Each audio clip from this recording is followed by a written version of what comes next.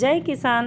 First part ಇನ್ನೂ ನೋಡಿಲ್ಲ ಅಂತಂದರೆ ನೋಡಿಕೊಂಡು ಬನ್ನಿ. ಬರ್ತ್ಡೇ ವಿಡಿಯೋ, ನಮ್ಮ ಭಾವನ ಬರ್ತ್ಡೇ ವಿಡಿಯೋನ ಶೇರ್ ಮಾಡ್ಕೊಳ್ತಾ ಇದ್ದೀನಿ ಅಲ್ವಾ. ಇಲ್ಲಿ ಅವರ ಮಕ್ಕಳು, ನಮ್ಮ ಅಕ್ಕನ ಮಕ್ಕಳು ಪೂಜಾ, ಪಲ್ಲವಿ ಮತ್ತು ಪ್ರಶಾಂತ್ 3 ಜನ ಕೂಡ ಬರ್ತ್ಡೇಗೆ ಬಂದಿರೋದಕ್ಕಾಗಿ ಧನ್ಯವಾದಗಳನ್ನು ತಿಳಿಸ್ತಾ ಇದ್ದಾರೆ. ಅದಾದ ನಂತರ ಇಲ್ಲಿ ಒಬ್ಬೊಬ್ಬರೇ ಕೇಕನ್ನು ತಿನ್ನಿಸೋದಕ್ಕೆ ಹೋಗ್ತಾ ಇದ್ದಾರೆ. ನೋಡ್ಬೋದು, ತುಂಬಾ ಎಂಜಾಯ್ ಮಾಡಿದ್ವಿ ನಾವು.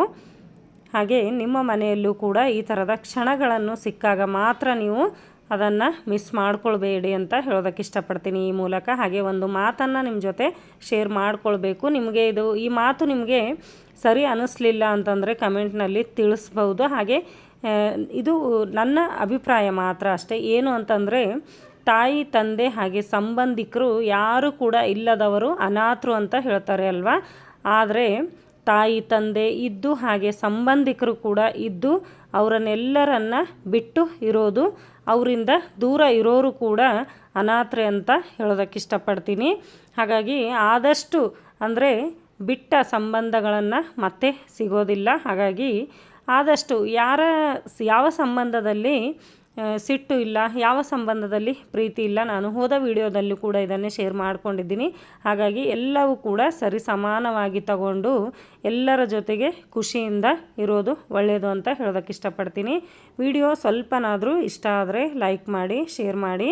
ಹಾಗೆ ಚಾನಲನ್ನು ಇನ್ನೂ ಸಬ್ಸ್ಕ್ರೈಬ್ ಮಾಡ್ಕೊಂಡಿಲ್ಲ ಅಂದರೆ ಸಬ್ಸ್ಕ್ರೈಬ್ ಮಾಡಿಕೊಂಡು ನೋಡಿ. ಇವಾಗ ಕೇಕನ್ನು ಎಲ್ಲರೂ ಕೂಡ ತಗೊಳ್ತಾ ಇದ್ದಾರೆ. ಅದಾದ ನಂತರ ಊಟ ಕೂಡ ಮಾಡಿದ್ವಿ.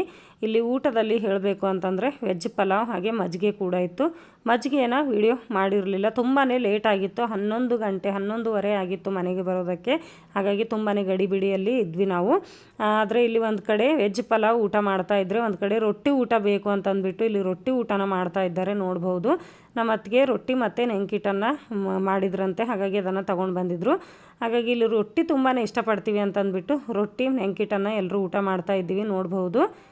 ಹಾಗೆ ಇವತ್ತು ಸೋಮವಾರ ಇರೋದ್ರಿಂದ ನಾನು ಯಾವಾಗಲೂ ಕೂಡ ಬೆಳಗ್ಗೆ ಊಟ ಮಾಡೋದಿಲ್ಲ. ಹಾಗಾಗಿ ಇವಾಗ ಊಟ ಮಾಡ್ತಾ ಇದ್ದೀನಿ. ರೊಟ್ಟಿ ಊಟ ಮಾಡಿ ಅದಾದ ನಂತರ ಪಲಾವ್ ಊಟ ಮಾಡಿದ್ರೆ ಹೊಟ್ಟೆ ತುಂಬುತ್ತೆ ಅಂತ ಅಂದ್ಬಿಟ್ಟು ಇಲ್ಲಿ ರೊಟ್ಟಿನ ಊಟ ಮಾಡ್ತಾ ಇದ್ದೀವಿ. ನಮಗೆ ರೊಟ್ಟಿ ಊಟ ಮಾಡಿದ್ರೆ ಮಾತ್ರ ಹೊಟ್ಟೆ ತುಂಬುತ್ತೆ.